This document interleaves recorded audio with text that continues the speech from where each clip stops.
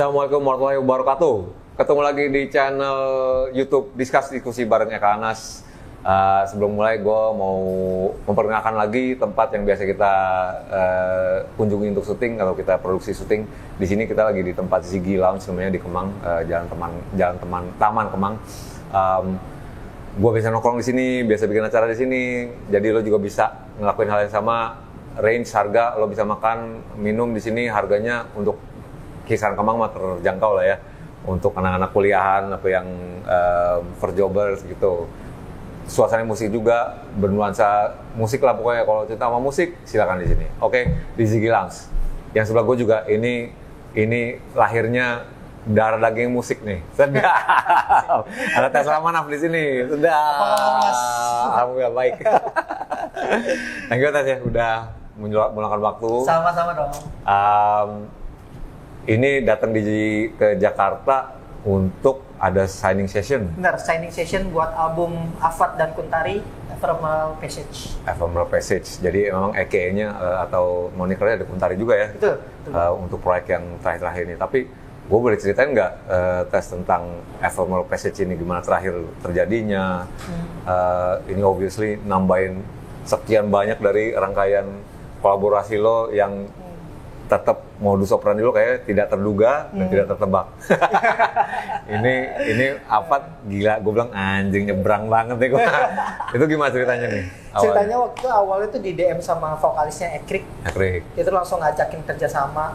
Terus gue udah nggak mikir dua kali karena emang sebelum Afat juga Kuntari itu sempat kolaps juga dengan band sludge metal, terus band punk juga. Band macam-macam banget, pokoknya berbagai macam genre gitu. Luar dan dalam negeri? Enggak, kebanyakan di dalam negeri. Karena gue mikirnya gimana caranya tuh biarpun gue bergerak di ranah eksperimental, tapi gimana caranya gue tuh tetap bisa accessible dan tetap inklusif. Jadi gue bisa main dimanapun, kayak gitu. Jadi menurut gue itu penting banget dan movement yang penting banget untuk Kuntari. Jadi pas diajak sama Afat udah nggak mikir dua kali sama sekali, udah langsung gas aja. Tahun berapa tuh? Pertama kali diajak tuh kayaknya tahun 2022 akhir kalau nggak salah. Terus kita sempat residensi 3 hari kayak gitu di kandang jurang doang. Jadi sehari itu kita latihan 12 jam, terus untuk ngegodok materi awal segala macam, terus dipoles lagi sama produser Lava Pratomo. Itu tuh di tahun 2024 pertengahan sampai akhir. Oh jadi embrionya dari 2022 itu ya? Bener. 3 hari lo spend bareng-bareng. Yes, benar banget. Sama si itu ya, Hanum Doang kan Mas Dik doang ya? Yes, benar banget. Lewat anaknya tuh, siapa namanya? Gue nggak tahu. Ratabil. Iya. Apa namanya bandnya? Aku lupa sih. Anyway, pokoknya dia yang punya studio tuh di situ ya? Benar, dia punya studio di situ dan disewa sama Afat kan. Jadi kita akhirnya latihan di situ. Tinggal di situ bareng? Enggak, cuman gue doang yang nginep-nginep daerah dekat situ. Tapi ketemuan di situ benar. Dan dari 3 hari itu lahirlah lagu-lagu yang ada di album. Sebenarnya sih masih kasar sebenarnya, cuman kita akhirnya udah bikin draft lah waktu itu. Jadi dipoles lagi tuh dari awal 2024 sampai akhir 2024 gitu. Oke. Dan itu sebenarnya bukan hal yang baru ya kan, sebenarnya lo juga pendengar metal juga ya sebenarnya. Benar banget. Dari kecil banget. Walaupun sebenarnya umur 9 tahun lo udah mulai berangkatnya dari gitar klasik dulu. Yes, umur 9 tahun tuh main gitar klasik dari kecil banget ya, SD kalau nggak salah waktu itu. Di Yamaha ya? Yes, lesnya di Yamaha. Dilesin sama orang tua. Benar banget. Dan lo juga ada background bokap pecinta progressive rock. Yoi, ya. Benar. Dan ada gue coba recap dikit ya. Dari waktu kecil sempat lo ngabisin waktu di Belanda ya sama bokap doang. Bokap waktu SMA dia di Belanda karena kakek gue dulu dia duta besar Hungaria gitu.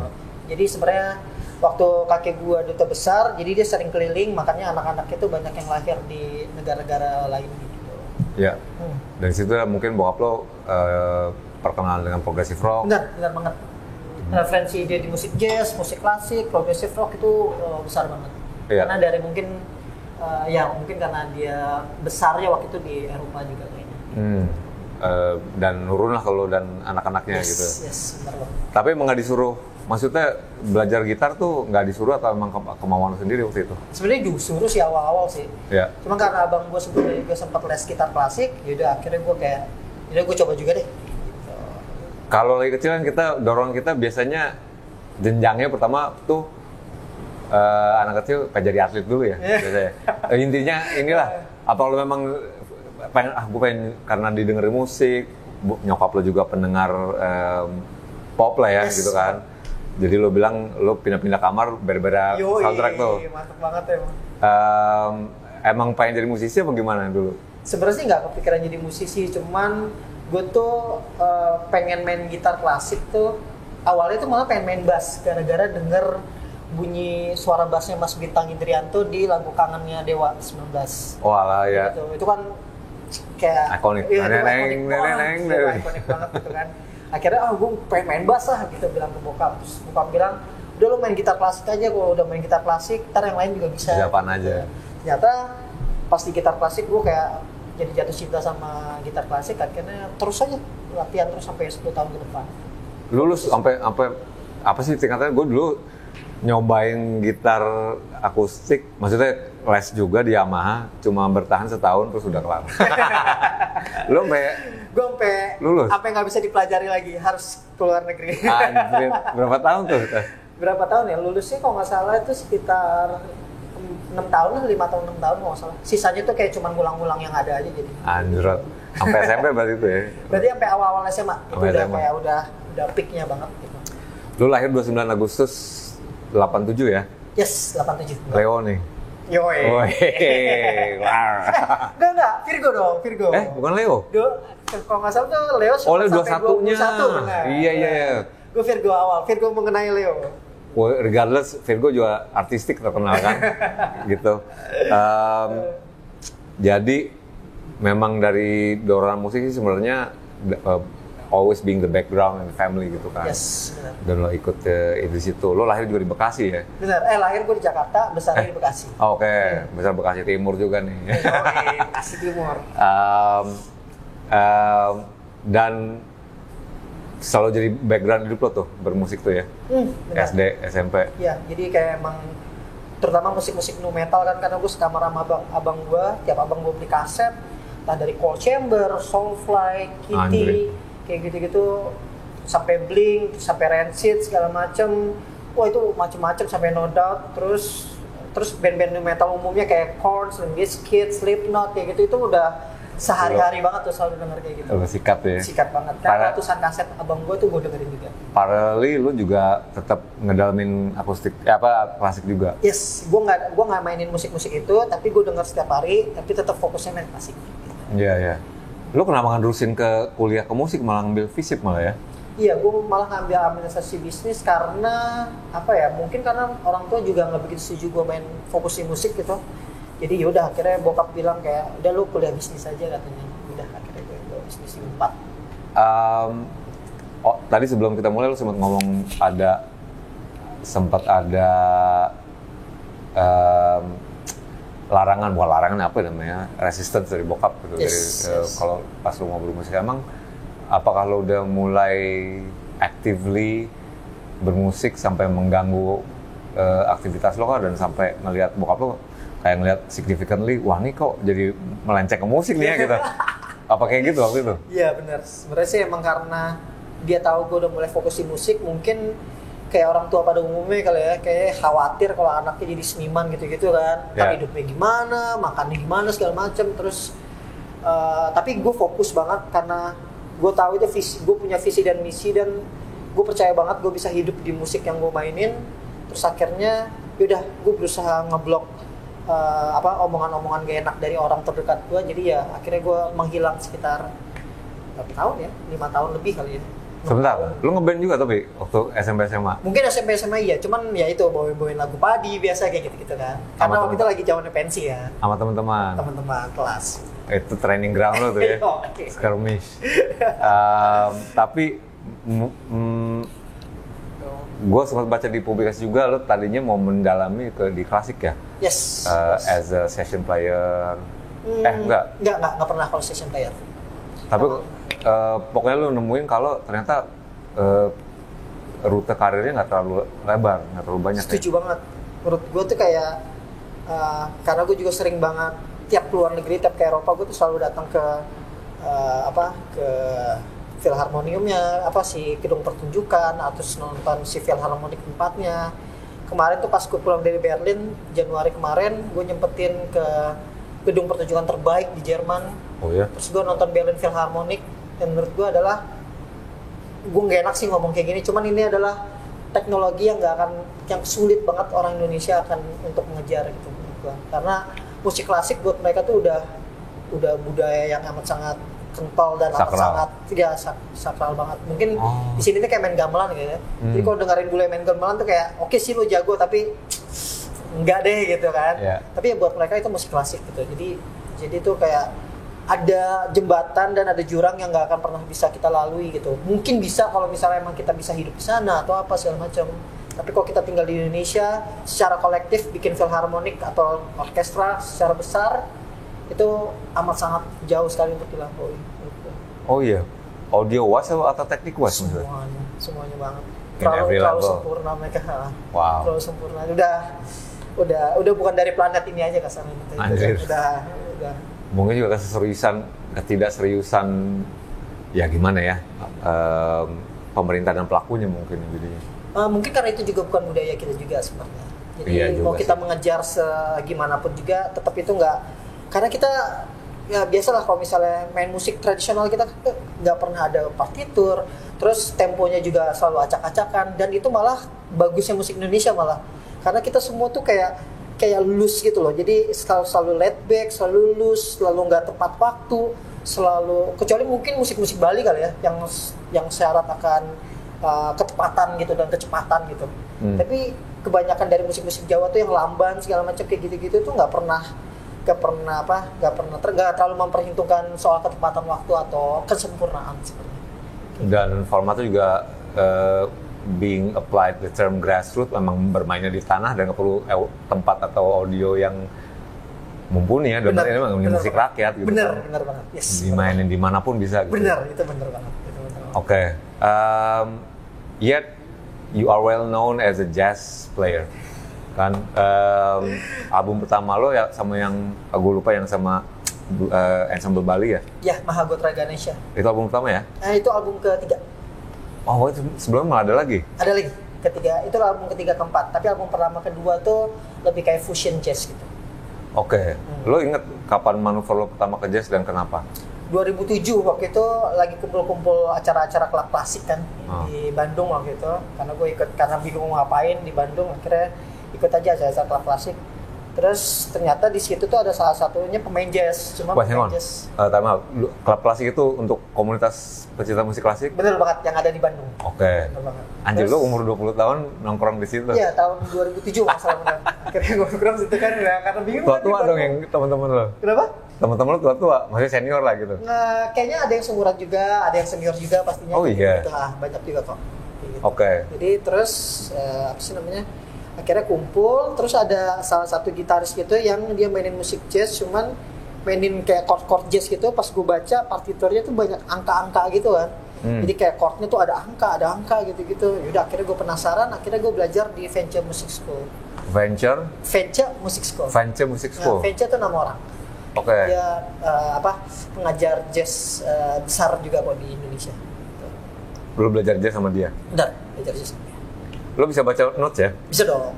Oh iya kan, ya anjir kok. Ini sih gue tau. Bener deh, sampai ke belakang dikit. 10 menit? 15, oke.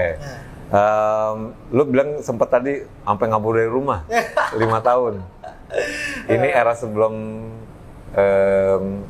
pas lo di Bandung ya berarti? Ya, bukan kabur sih, tapi lebih ngilang sih sebenarnya. Ngilang aja gitu. SMA apa kuliah? Udah kuliah. Pas kuliah? Karena nggak disetujuin itu? Oh ya, mungkin mereka tuh nggak setuju sih, cuman ketahuan lah kayak nggak setuju gitu, atau udah mulai kayak nyuruh gue mesti gini, mesti gitu segala macam. Kayaknya nggak benar, gue harus ngilang. Karena kalau nggak gitu gue akan bisa fokus sama apa yang gue kejar. Yang kemana lo, ke Bandung? Tetap di Bandung, cuman setidaknya gue harus menghilang dari mereka dulu. Jadi nggak kontakan, nomornya gue ganti, jadi pokoknya ngilang ya pokoknya gitu. Nyari radar, kelimpungan dong bokap nyokap nyariin. Ya kelimpungan juga, tapi gue nggak tahu mereka nyariin apa enggak, tapi yang pasti itu adalah momen tenang gue dan momen gimana gue bisa fokus mengasah kesenimanan gue. Oke. Being the path of a musician gitu ya, bener banget. dikejar. Ya.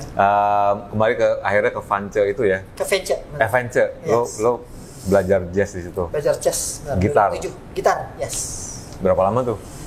10 tahun juga. tapi latihannya waktu itu cuma 2 tahun nggak salah. Si les itu cuma 2 tahun. Sisanya otodidak. Lo jatuh cinta sama jazz? Saat itu iya. Oke. Itu first entry lo ke musik jazz juga? Yes, itu emang gue pengen kesana. Yaudah, akhirnya emang coba fokus ke sana satu. Jadi bisa dibilang si komunitas klasik itu yang berjasa memperkenalkan lo sama musik jazz. Yes, benar banget. Oke. Makanya lucu kan emang. Kayak klasik banget. Beda banget gitu, yang satu kebebasan, yang satu lagi tuh beneran harus fokus ke partitur. Lo rilis album pertama lo tahun 2010 apa 9 ya? Kayaknya 9 deh, kayaknya 9 atau 10 gitu. Iya.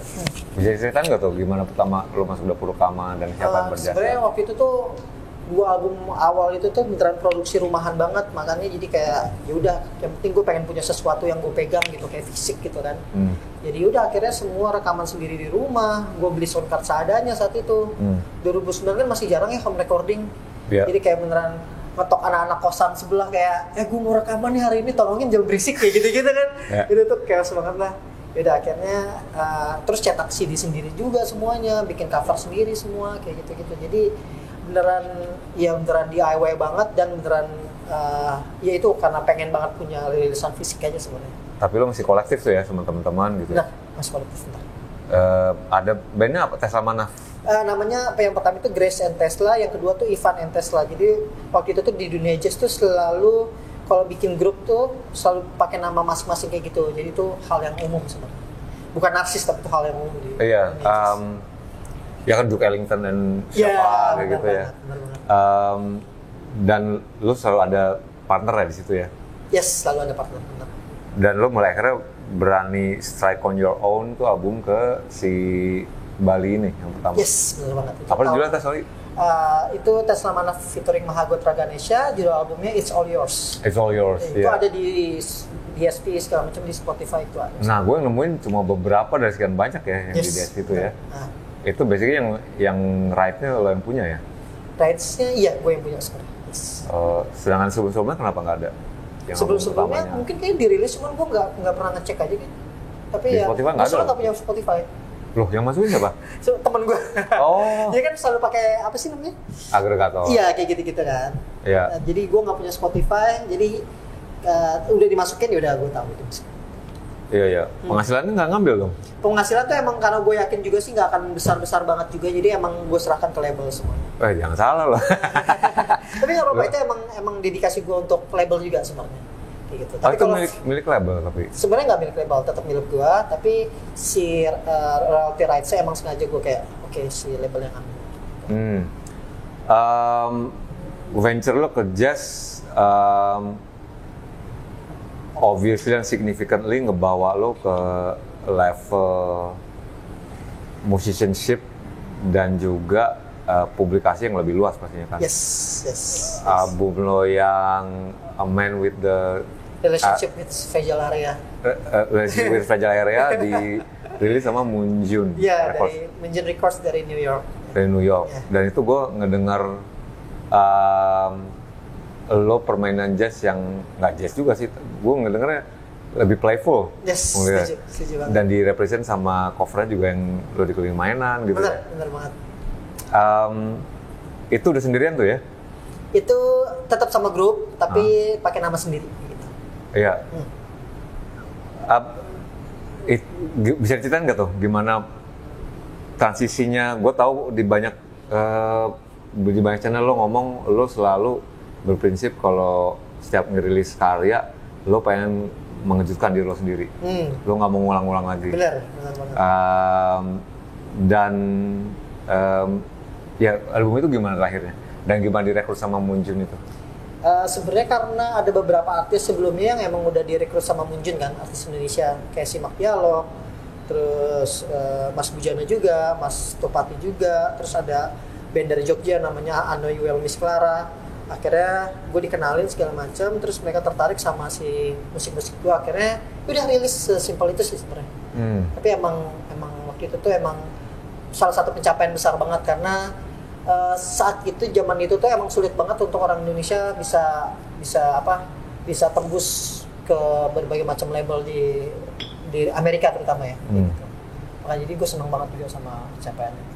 Dan itu juga mungkin koneksinya karena lo bergeser sama teman-teman dari komunitas dia sini dan dikenal ke mereka. Yes, benar banget. Gue jujur merasa malu karena baru aja terekspos dan kenal nama lo justru lewat moniker Kuntarinya. Sebenarnya nama lo tuh gue denger, adik gue kan almarhum Ruli dulu kerja di Jus. Majalah Jus. Yes, tau. Ingat ya, lo pernah di cover ya di situ ya? Pernah. Jadi dia ngasih tahu justru pokoknya waktu itu lagi ada gelombang musisi-musisi muda Indonesia yang breakout ke internasional.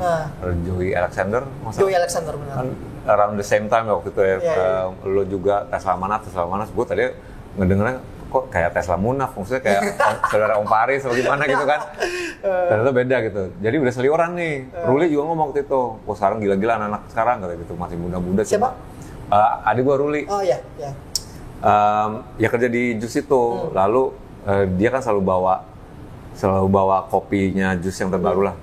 Dikasih lihat tuh. Gua lupa apakah review album lo atau lo nya gitu di feature-nya.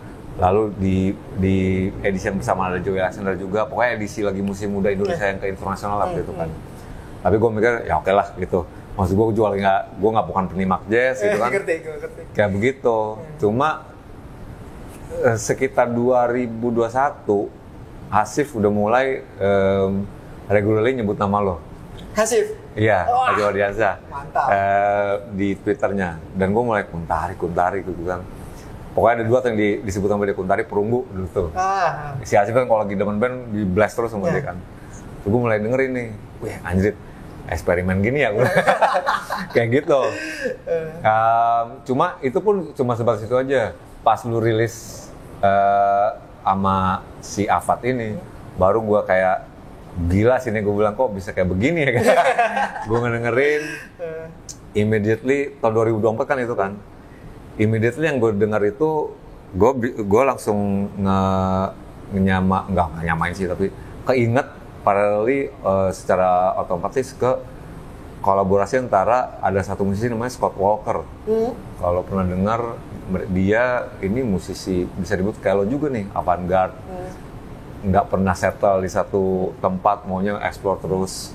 Tiap album dia keluarin challenging terus, dia nantangin pendengarnya, ayo lo bisa keep up sama gue nggak gitu. Terus sama dia sempat kolaborasi sama orang udah meninggal by the way, sama band namanya Sun O yang itu tuh. Dan itu gila sih, Sunnya dari doom metal, dianya dari eksperimen kayak gitu. Gue immediately langsung inget ke sana. Pertanyaan gue lebih kayak ini sebenarnya, kalau lo mau mungkin ini dulu deh. Gue ngelihat ada pattern kayak lo bilang tadi, nge-challenge diri lo sendiri, kayak gitu ya. Tapi kayaknya tiap lo ngelakuin tuh lo nggak punya grand plan kayak gimana, lo lebih kayak in the moment ya, kayak begitu nggak? Kalau mau bikin project baru? Sebenarnya sih gue tipe yang perencana banget sebenarnya. Perencana? Malah gue nggak cocok banget sama hal-hal yang spontan. Jadi tuh kalau misalnya gue mau ngelakuin sesuatu itu emang narasinya harus tepat, konsepnya harus tepat, gue harus punya visi 5 tahun, 10 tahun ke depan, mau kayak gimana, segala macam. Jadi tuh pas gue buat Kuntari itu pergolakannya beneran panjang banget sebenarnya. Karena gue udah dari 2015 akhirnya gue berhenti main gitar normal itu tuh tahun 2017 akhirnya mulai Januari 2018 tuh beneran ninggalin gitar normal sepenuhnya kayak gitu.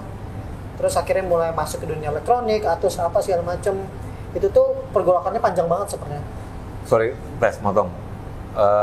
Alasannya kenapa?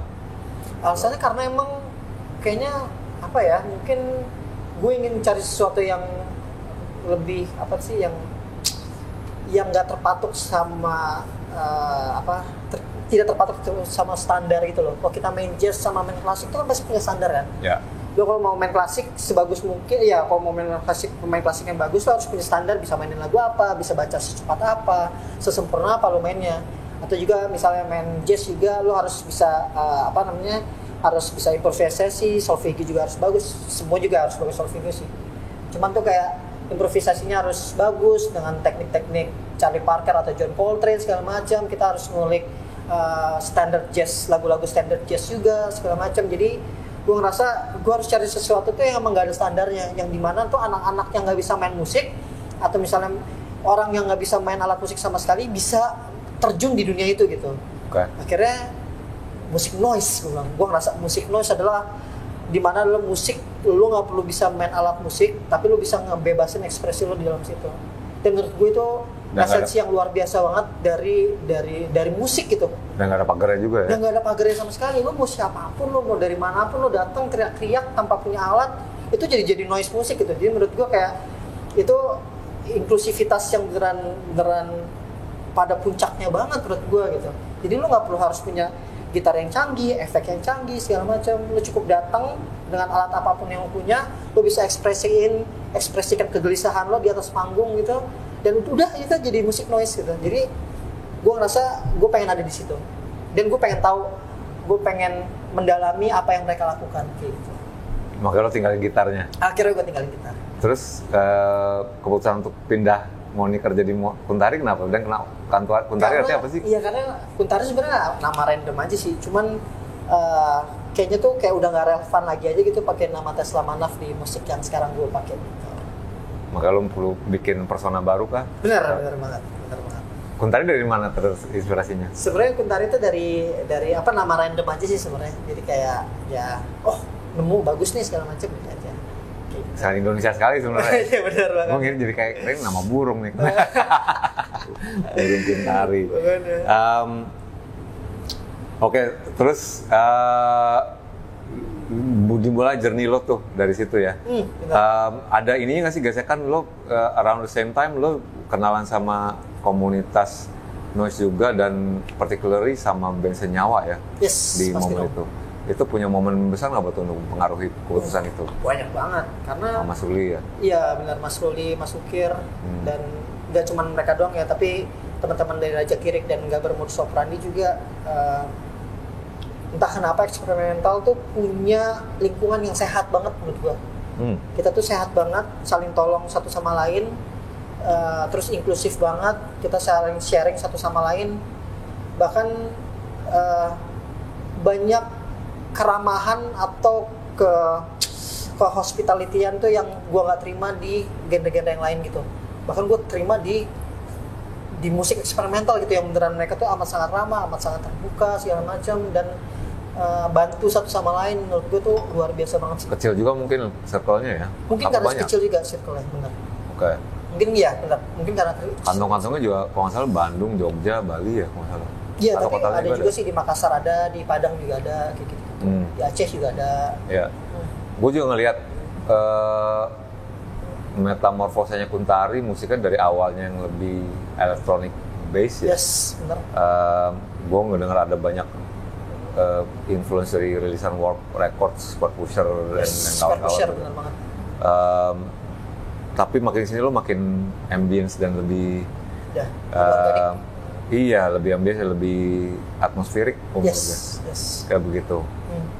Gue juga baca lo lebih tertarik untuk nge-explore palet emotion dan sounds basically. Kayak gitu ya? Yes. Itu di trigger dari apa tuh? Mungkin karena gue tuh sempat residensi di Berlin tahun 2018. Nah, dari situ. Oh, yang lo bilang lo jadi kerja part time juga di Bergen kah atau? Yes, jadi Sunny Hiner. Lu kerja di situ? Gue nggak kerja, tapi part time lah ya. Dari si dari si foundationnya itu yang mereka tuh punya program. Jadi programnya itu tuh lu bisa jadi apa, bisa jadi apa. Temen gue tuh ada yang part time di Ableton jadinya, Tapi cuman ini doang sih, cuman kayak magang berapa minggu doang gitu. Bentar deh, kita tarik dulu. Gimana lo waktu itu bisa magang ke Berlin? Karena si Guto waktu itu membuka aplikasi untuk semua artis emerging dari seluruh dunia. Si Open Call itu dari seluruh dunia sebenarnya. Oke. Kayak gitu. Jadi akhirnya gue ngeliat ngeliat si program itu, akhirnya gue coba apply, akhirnya lolos. Keterima. Udah, akhirnya disitulah gue ngerasain kayak itu tuh Kayak gini, gue pernah ke Bergen ya, diajak temen gue tuh ke Jerman itu. Dalamnya anjing sih. Lo ngeliat dong di situ? Yes. Berapa malam seminggu kerjanya? Enggak, jadi itu sebenarnya nggak cuma itu doang ya, tapi itu standar mereka di Berlin terutama ya. Mereka tuh punya klub-klub biarpun sekecil apapun, itu sound systemnya luar biasa banget. Bagusnya tuh gila-gilaan. Yeah. Dulu tuh gue pernah datang ke satu tempat gitu, gue pernah datang ke acara waktu gue residensi di Berlin. Itu tuh tempatnya tuh kayak kastil besar gitu tapi kosong gitu, tapi itu dijadiin tempat manggung. Tapi itu ada satu tempat tuh yang emang beneran kayak ada stage-nya gitu lah. Pas gue datang sana, yang lain tuh ya biasa kan, batu-batu tipikal kastil gitu kan. Jadi ada yang manggung, kita mesti turun dulu 20 meter ke bawah, baru ada literally underground ya. Itu beneran underground banget. Terus ada satu panggung tuh yang di atas itu emang kayunya semua, si lantainya semua kayu. Dan di kayunya itu tuh kayak ada kotak-kotak kecil gitu, kayak ada ratusan kayak gitu. Nanya ini apaan segala macam, heran kan. Akhirnya gue nanya ke sound engineer-nya, ini apaan ya? Pas dibuka ternyata itu speaker kecil, ternyata speaker kecil itu di tanah, ditaruh di bawah itu. Tapi itu subwoofer. Jadi subwoofernya bukan di depan, tapi di bawah. Jadi bentuknya ratusan. Yeah. Jadi tiap ada kayak ada low frequency, tiap ada musik yang low-nya besar gitu, itu gitarnya tuh dari bawah, bukan dari depan jadinya. Wah, gila sih. Itu gila banget sih. Dari situ tuh emang dari Berlin itu tuh wisata suara banget. Jadi akhirnya gue pulang ke Indonesia beneran, kayaknya gue udah gak mungkin lagi di musik elektronik karena menurut gue terlalu jauh dari terlalu jauh? Gue ngerasa kayak segila apapun gue ngulik, gue gak akan bisa ngejar orang sana kecuali gue tinggal di sana. Ya. Akhirnya gue mesti balik lagi apa yang gue punya, apa yang Indonesia punya, dan apa yang gue suka gitu.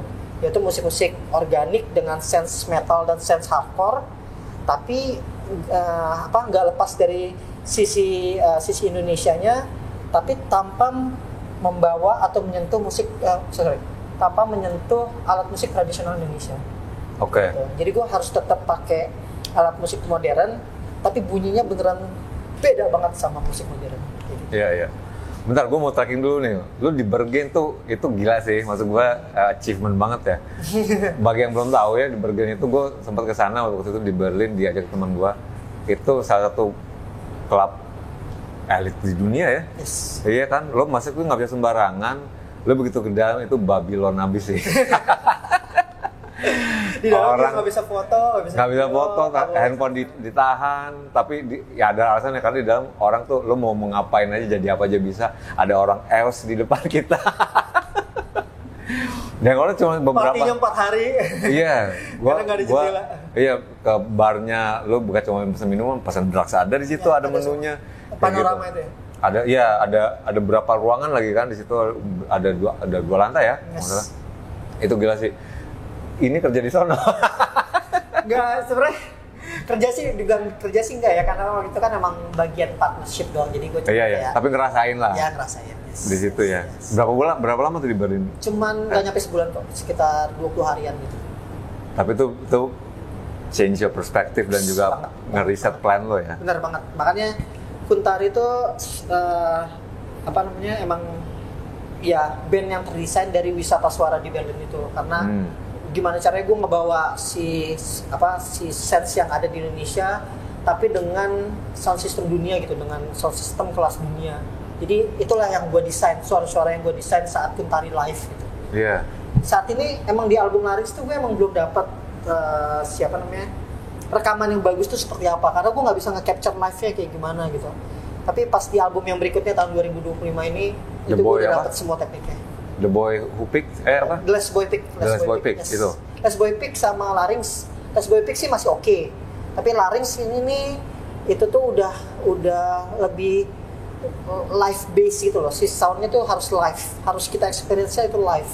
Kayak gitu. Jadi saat itu gue belum nemu tekniknya gimana caranya ngerekam sense kita saat live ke ke album gitu. Itu masih sulit banget saat itu. Tapi sekarang yang album tahun ini itu udah Makanya itu direkamnya live ya, bukan yang larynx itu, bukan? bukan. Yang larynx itu juga direkam live sama. Direkam live kan? Larynx direkam live, yang Last Boy Pit juga direkam live. Dan lo itu udah mulai bereksperimen sama musik tradisional yang dari Banyuwangi apa? Hadrah Kuntulan. Ada kuntulan ya, pattern drumnya lo ambil Betul. temponya. Bener banget. Tapi di situ juga lo gue denger ada eksplorasi suara binatang lah. Bener banget. Trompet lo udah pakai. Animal mating call. Jadi tuh suara trompet gue ngebunyiin suara-suara binatang kalau lagi kawin kayak gimana itu gue bunyiin ke trompet. Oh iya. Oke, lo research dulu ya, nyari suara di gajah gitu ya. Benar. Tapi gue bikin dulu narasinya, terus akhirnya oke, narasinya tepat, akhirnya gue coba cari suara. Karena kalau misalnya gue cuman nyobanya mulai dari instrumen, nyobanya mulai dari alat-alat dulu, itu soundnya pasti ujung-ujungnya ke referensi musik-musik modern lagi. Jadi pasti ujung-ujungnya bunyinya akan mirip seperti musisi eksperimental lainnya gitu. Iya. Jadi gimana caranya gue mulainya dari narasi dulu, gue bikin konsep dulu, narasi yang jelas, tulisan yang jelas, akhirnya baru gue translate ke trompet. Lu ada tuh filenya tuh, lu bikin dulu ketika Selalu dong. Oke lah. Gue juga ngelihat determinasi dan disiplin, sense of disiplin tinggi ya dari lu ya.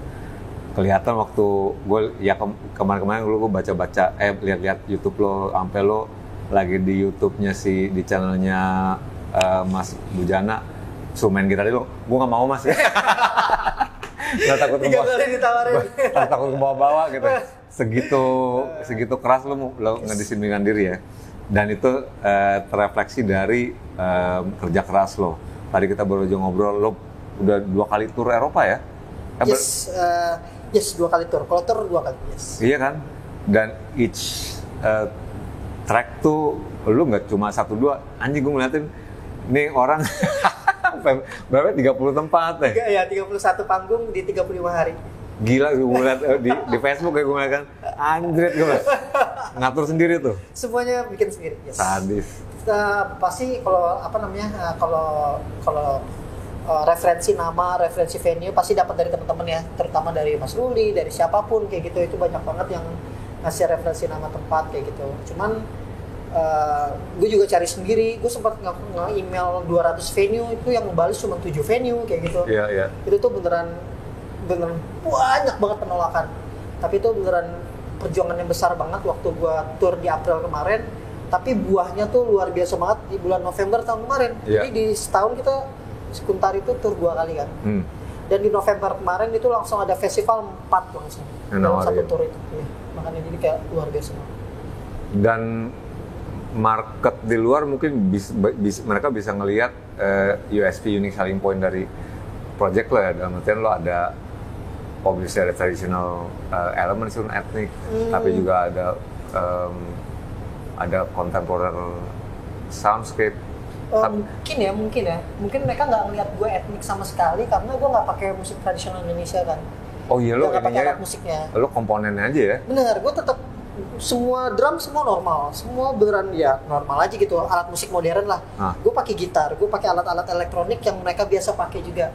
Tapi cara gue memakainya itu amat sangat berbeda sama mereka. Itu yang mereka kaget kebanyakan. Gitu.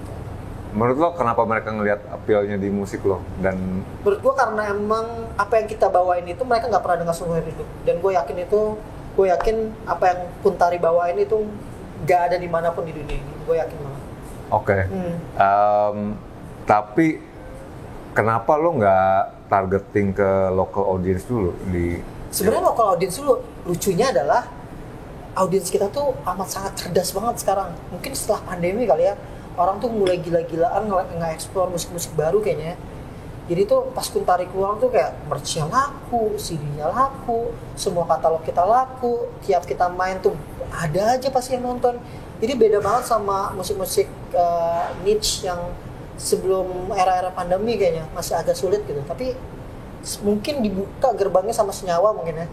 Jadi orang tuh mulai ngeliat musik eksperimental tuh emang harus harus lebih dieksplor lagi gitu. Jadi pas Kuntari muncul tuh emang seneng banget aja gue, jadi kayak yang nonton juga selalu banyak kayak gitu-gitu. Jadi oh iya ya? Makanya seneng banget. Itu sebelum kita keluar negeri malah. Kayak gitu. Tapi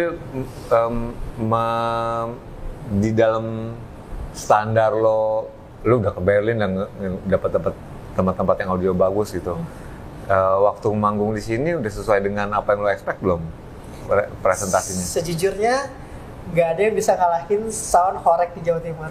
Sound apa? Horek. Horek tuh apa? Horek tuh kayak Venue. Bukan, Horek tuh ini kayak komunitas itu. Itu tuh sound system yang dibuat sama orang-orang Jawa Timur Di Tronton. Di Tronton, Lu di atas nonton? kapal, di atas gerobak kayak gitu-gitu. Wait, hang on. Ini mobile sound system. Ada yang mobile, terus ada yang segede. Jadi tuh Horek tuh kayak ada kompetisinya juga. Jadi mereka nyewa lapangan besar banget. Terus itu tuh kayak si sound systemnya semua dijejerin. Akhirnya mereka kenceng-kencengan gitu soundnya tuh. Main musik apa? Main musik apapun, kebanyakan house music, kebanyakan. Khas koplo. Koplo bener. Wah. Kebanyakan koplo beneran. Tapi itu soundnya entah kenapa itu cocok banget di musik Kuntari. Entah kenapa. Oh iya? Ya itu cocok banget. Karena apa ya? Nggak ngerti sih. Itu emang cocok banget aja di Kuntari. Gue bayangin riggingnya kan pasti tradisional lah ya, maksudnya. Itu tradisional banget. Semua kan solder sendiri. Jadi bikin sendiri semua. Tapi mahal. Tapi itu bagus banget gitu. Tapi ya maksudnya Kuntari juga pernah ngerasain function one, pernah ngerasain speaker ala akustik segala macam. Pokoknya speaker terbaik dunia lah kasarnya. Itu emang bagus banget juga sih. Cuman apa ya? Horek tuh ada kejelekan yang nggak bisa ditandingi oleh kejelekan dalam arti baik ya maksudnya. Ada kementahan yang nggak bisa ditandingi oleh dunia modern apapun. Dan itu yang beneran cocok banget sama musik Kuntari. Apa tuh sub flow-nya yang Nggak ngerti banget, gue nggak ngerti banget kayak gituan, tapi itu gila banget, luar biasa. Iya. Luar biasa banget. Lo berdua aja ya sama drummer lo ya? Yes. Siapa namanya? Rio Abrol. Rio. Ketemu sama dia gimana tuh? Ketemu sama dia dulu juga di Club Jazz. Di Bandung ada komunitas jazz namanya Club Jazz. Terus dia tuh 5 tahun lebih muda, sekitar 5 atau 6 tahun lebih muda. Oke, kenapa lo ngajak dia? Dan kenapa cuma berdua? Karena dia basicnya nggak dari tradisional, dia basicnya nggak dari anak musik, dan dia basicnya juga jazz sama kayak gue. Jadi pasti kepalanya sedikit lebih nyambung lah. Gitu. Wait, nggak maksudnya bukan background dari anak musik, bukan anak skena gitu maksudnya? Bukan anak skena. Oke. Kayak gitu. Dia tuh beneran jarang banget ke gig kayak gitu, jarang banget, hampir nggak pernah malah. Iya, gue sempat dengar juga interview lo di mana gue lupa tapi channelnya, cuma lo bilang penting buat orang-orang yang berinteraksi musik sama lo udah meaning manggung atau latihan untuk punya kepala kosong, lo bilang. Yes, penting banget. Jadi blank canvas ketemu dan itu create something new dari situ. Betul, setuju banget. Apakah itu masih dalam koridor misi lo untuk looking that new sounds atau? Yes, benar. Karena kalau gue datang udah dengan tendensi itu apa yang gue buat pasti berkembangnya nggak akan jauh. Gue yakin karena misalnya gue datang dengan referensi ini, dengan referensi itu, gue ngerasa kayak gue nggak akan bisa berkembang dengan pesat atau dengan jauh gitu. Kalau misalnya ya gue datang dengan referensi atau dengan tendensi tertentu. Tapi di kolaborasi terbaru ini dengan Avat, lu udah tahu dong entitas mereka as a metal outfit. Betul. So itu gimana ngakalinnya? Sebenarnya nggak ngakalin, tapi lebih kayak Avat punya respect ke kita dan kita punya respect ke Avat. Akhirnya kita kita bermain di ranah masing-masing, tapi tidak saling menunjukkan egonya gitu loh. Jadi Kuntari punya ranah sendiri, Avat punya ranah sendiri. Akhirnya kita tuh entah kenapa itu jadi blend aja, dan gue juga heran sebenarnya ini kenapa bisa blend gitu. Sebenarnya ini nggak masuk akal kalau misalnya secara di atas kertas ini sebenarnya nggak bisa blend gitu, tapi entah kenapa kita tuh cocok banget ternyata. Iya.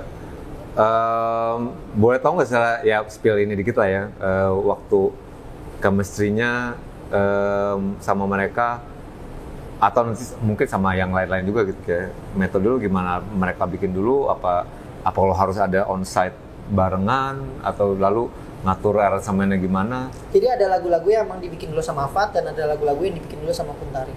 Jadi kayak gitu. Kiriman. Yes, ada juga sih yang aku ke Jakarta dan anak-anak Avat ke Bandung gitu. Dia main ke studio, terus kita latihan, coba aransemen bareng, ternyata cocok gitu.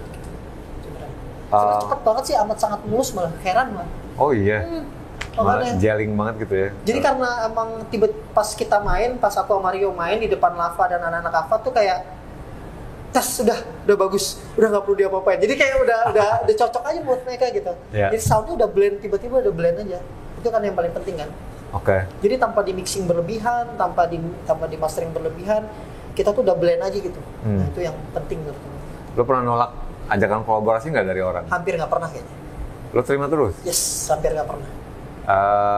Walaupun lo tahu tiap-tiap individu nih, tiap atau community atau entity-nya, mereka udah ada karakter yang kuat. Yes, pasti. Karena menurut gue tuh kayak penting banget gue ngebuka kepala juga ke berbagai macam genre, karena itu nggak cuman ngebuat gue jadi lebih maju juga sebenarnya, tapi ngebuat kepala gue jadi lebih luas juga jadinya. Gitu. Ketemu orang baru, ketemu genre baru, ketemu skena yang dimana gue belum pernah datangin sebelumnya kayak gitu. Jadi itu malah makanan nutrisi yang besar banget buat gue sebagai seniman. Gitu. Menarik nih. Bisa diajak kerja sama Branda sekali. Cuma ini, Lev, gue ngedengar interview lo, lalu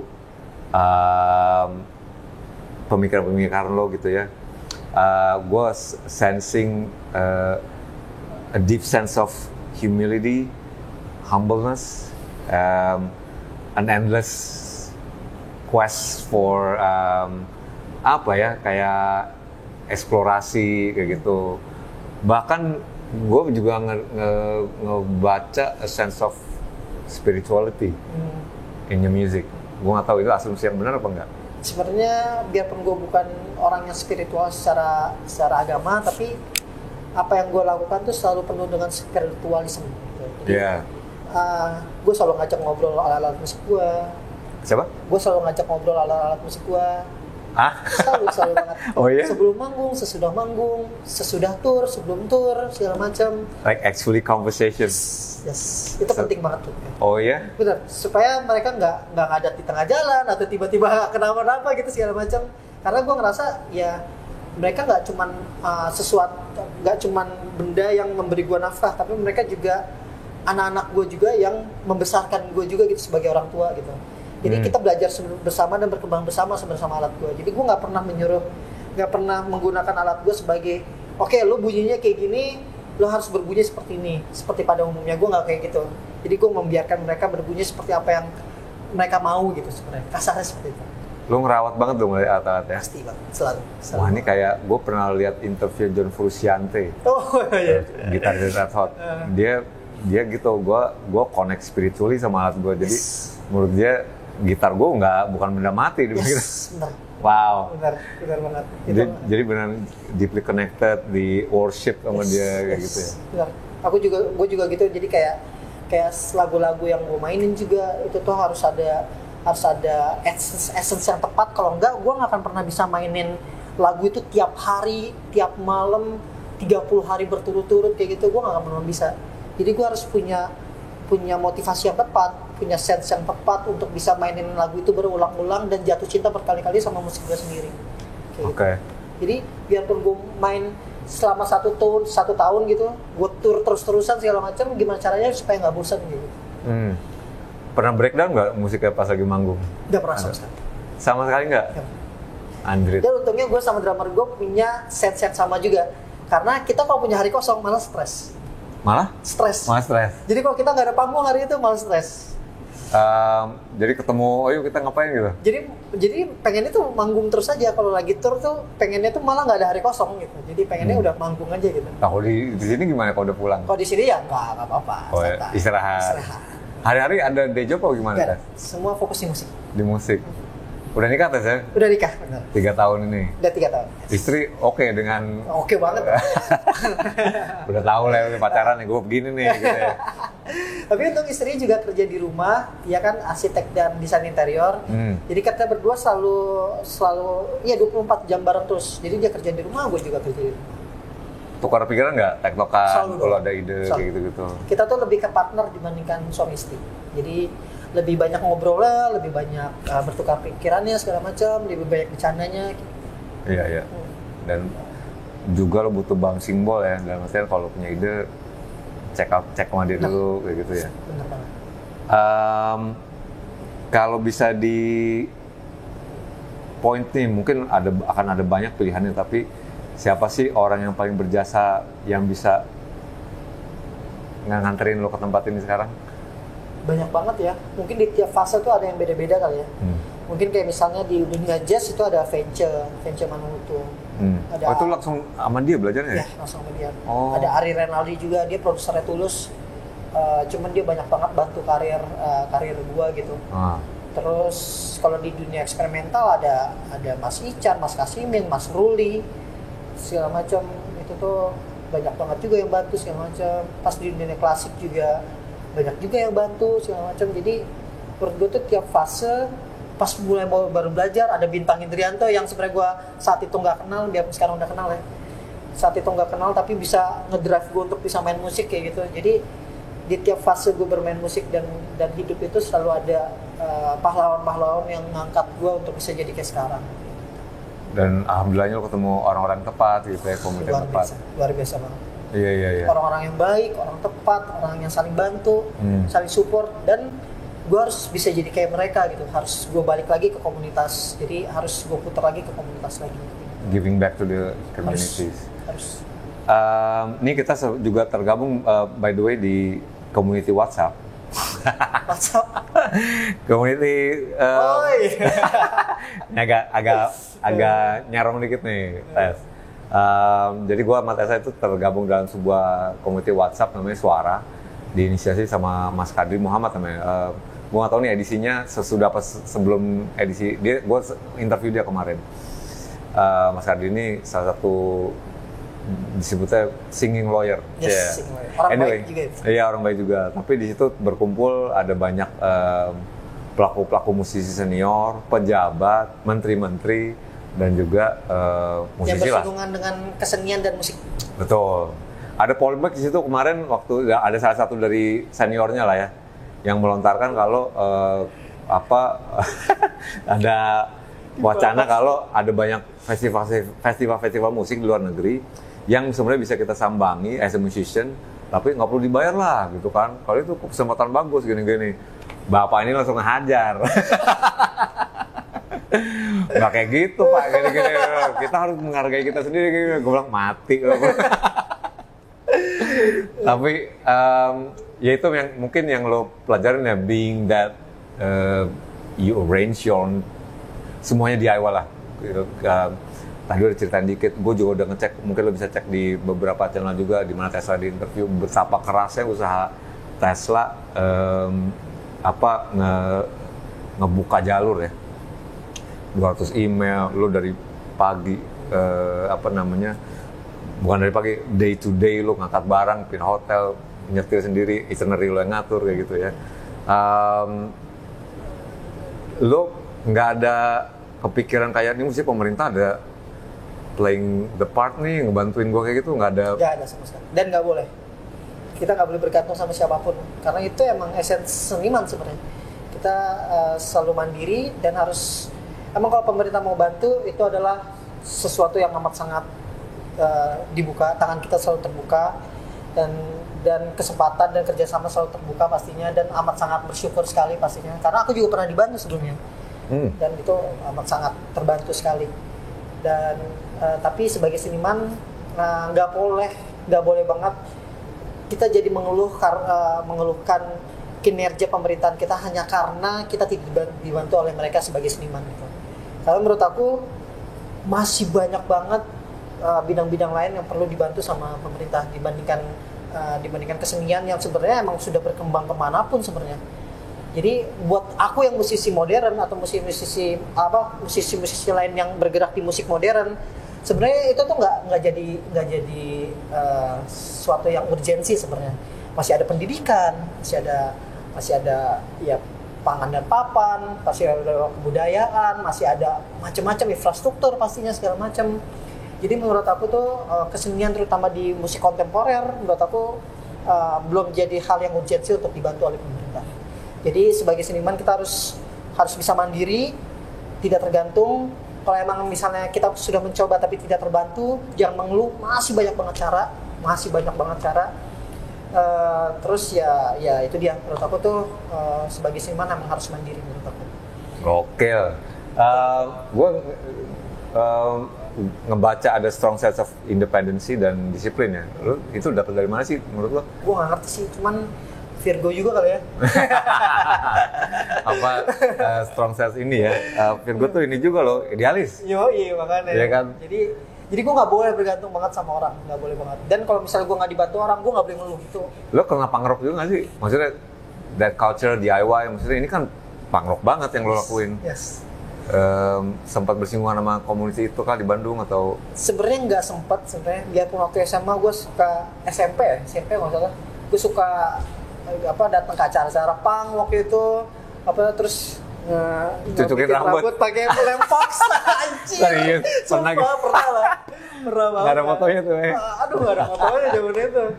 Jadi ya maksudnya kayak, tapi waktu itu sense-nya nggak ngerti kan apa kan. Jadi menurut gue ya sense of DIY-nya itu emang harus kuat banget sih menurut gue. Karena kalau mau bantu tuh banyak banget musisi budaya lainnya yang beneran bagus banget, tapi mereka nggak ngerti caranya bisa menjual karya mereka gimana caranya gitu. Menurut gue itu adalah hal yang paling urgensi untuk bisa dibantu. Kalau dari segi seni ya, seni musik maksudnya. Gitu. Iya.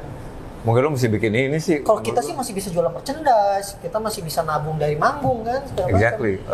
Menurut gua mesti ada orang-orang kayak lo, figur kayak lo yang ngebagi ilmunya ya ke teman-teman yang lain, karena obviously nggak banyak yang seberuntung kita gitu kan. Betul.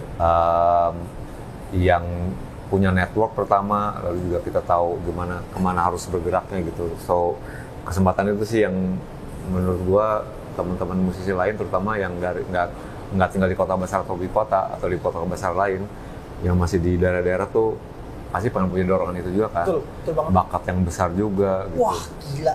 Ya. Gue dengar teman-teman yang udah pernah ke timur dari UPI tahun 13, ada Mas Anton Ismail yang pernah ke sana. Itu banjir bakat di sana. Dan mereka terunyuh banget dalam artian nggak nggak dirangkul dengan baik gitu. Yes. Kayak begitu. Lo pernah ke Indonesia Timur by the way? Kemana? Ke Indonesia Timur. Pernah. Ke Ambon pernah. Manggung? Panggung juga pernah. Oh iya? Ya. Mungkin gue adalah salah satu-satunya musisi Indonesia yang main musik noise di Ambon. Makanya anjing, tahun berapa tuh? Tahun 2018 masalah. Acara apa ya?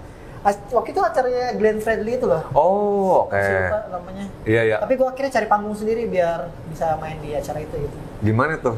Sensasi kan beda sama di Eropa, sama di apa gimana? Pada bingung sih pasti, karena waktu itu kan belum umum juga ya. Terus waktu itu si David Tarigan bener ada waktu itu. Wah anjing lu tes katanya gitu. Makanya satu-satunya musisi Indonesia yang main noise di Ambon gitu. Wah ya jadi kayak ya karena waktu itu kan kayak nekat aja gitu. Ya kan di situ kan ada banyak yang nggak terorganisir lah menurut gue. Yes, benar banget. Padahal kalau dikasih kesempatan yang sama, kata si Upi bilang, kalau rapper dari sono bang ke Jakarta kelar kita. Asli, itu gila banget emang. Iya. Itu gila banget. Makanya. Beruntunglah kita yang tinggal di Jawa, internet mudah, internet murah, informasi mudah, informasi murah juga gitu. Jadi ya makanya sayang gitu. Apalagi yang ada di on the horizon nih buat lo tes yang kayaknya belum, atau ya next project lah, kan selalu gue tahu otak lo selalu berputar tuh. Sebenarnya sih gue lagi ngejalanin apa yang ada di depan mata aja sekarang, jadi ambisinya nggak terlalu menggebu-gebu lagi kayak dulu. Jadi tuh sekarang lagi beresin album Kuntari yang baru, itu bakal dirilis sama label di Berlin. Terus ada EP juga yang dirilis tahun ini juga, dirilis sama dari label dari Italia juga. Terus collabs gue sama Author and Punisher dari label Relapse Records. Relapse tuh yang menaungi Mastodon, di Amerika ya? Neurosis, yes, di Amerika segala macam. Terus apa lagi ya? Terus ada apa namanya? Ada collabs juga sama musisi. Ini collabs yang bakal dijadiin tour nih. Ini bakal seru banget kayaknya. Sama musisi elektronik cewek dari Inggris. Lauren James, dan dia musisi rising star banget yang lagi besar-besarnya. Terus sementara ini tour di Inggris ya? Enggak, maksudnya ini yang bakal project panjang dan bakal dibawa tour banget sini. Cuman yang ngebentuk kita sebenarnya ada satu festival di Berlin, cuman mereka menginisiasi ke kolaborasi kayak gitu. Ini lo kerja di sendiri juga semua juga korespondensinya dan manage-nya. Lu nggak ada manajer? Nggak ada. Lu sendiri? Anjing, sendirian? Gila. Soalnya gue emang suka banget korespondensi, gue suka banget Excel, suka banget bikin itinerary, suka banget sama travel planning. Ya. Jadi gue jalan-jalan ke luar negeri sama istri juga, tiap berapa jam tuh pasti ada itinerary-nya gitu. Jadi 3 jam kita di sini, 2 jam berikutnya kita di sini, ini di sini gitu. Emang gue suka banget. Harus rapi itu ya. Gue suka banget. Jadi ke bawah pastur gitu tur juga kayak gitu. Iya. Lu nama Tesla bukan dari bokap, bukan terinspirasi dari The Scientist? Scientist dong. Nikola Tesla itu? Nikola Tesla dong pasti. Oke. Abang lo, maaf udah almarhum tapi ya? Ya. Namanya siapa? Dylan. Yes. Dari Bob? Dari Bob, ya. Gila. Salut bokap lo. Oke Tes, thank you udah nyampetin di Discuss ya. Mudah-mudahan proyek-proyek yang akan lo lakuin cepat terlaksana dan juga menginspirasi pastinya. Amin banget. Ke teman-teman yang lain. Kalau bisa mau kontak lo ada di Instagram? Nggak punya Instagram. Twitter lo, X ya? Cuman Twitter di X doang. Cukup aktif di situ ya? Di Twitter sama di Facebook. Facebook, oh iya. Gue ngeliat jadwal tur lo, gila itu di Facebook sih ya. Yang ujung bileh, berderet langsung. Oke, jadi kalau misalnya mau kontak Tesla, bisa via X, Kuntari ya kalau di X ya? Tesla Manaf di X. Nah juga Facebook bisa lo colek, bisa add lah kayak gitu. Mudah-mudahan masih open untuk segala kolaborasi ya. Pasti banget tuh. Tapi kalau gue sih pengen ngajak lo nanti atau mungkin nggak tahu ya, bagi-bagi mulu sih tuh Tes apa namanya ke teman-teman ya untuk producing itu menurut gue. Iya atau apa namanya lu sekedar bagi pengalaman waktu tur tuh. Sebuah kehormatan. Abis ini aja gue mau ngorek-ngorek sama dia nih. Manage turnya gimana. Jadi mudah-mudahan nanti Tesla bisa tur lagi jalan-jalan dan juga proyek-proyek musiknya berhasil. Oke Tes, thank you banyak. Langsung mau ke Lawless sampai sini ya. Lawless ada acara signing sessionnya Afat Kuntari. Kalau mau cari CD juga, CD ya? CD ada di Lawless dan Lawless Records dan di Grimlock Records. Ephemeral Passage bisa dibeli CD-nya dan juga tungguin proyek-proyek baru dari Tesla. Gue Kanas, kita undur diri dulu. Ketemu lagi di episode Discuss yang berikut. Assalamualaikum warahmatullahi wabarakatuh. Ciao. Dadah.